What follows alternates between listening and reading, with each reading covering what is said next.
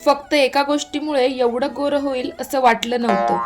तुम्हाला घरच्या घरी बनवता येईल असं एकदम इझी स्क्रब, आणि मी काही टिप्सही शेअर करणार आहे तुमच्यासोबत की स्क्रब कधी करावा, किती दिवसातून करावा. तर व्हिडिओ शेवटपर्यंत नक्की बघा.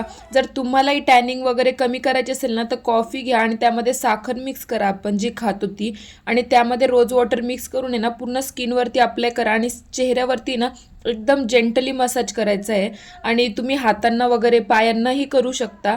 आणि आपले जे एल्बो वगैरे असतात ना, ते थंडीमुळे जास्त काळे पडतात, किंवा आपले नीज वगैरे असतात ते सुद्धा डार्क असतात, तर तुम्ही त्यावरतीही स्क्रब करू शकता. म्हणजे तुम्हाला पूर्ण आणि इन्स्टंट फेअरनेस दिसेल.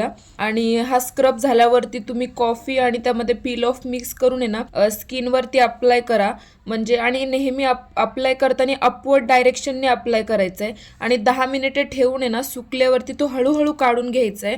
आणि तुम्ही बघू शकता स्किन एकदम ब्राईट आणि टाईट दिसेल. तुम्ही नक्की एकदा ट्राय करा.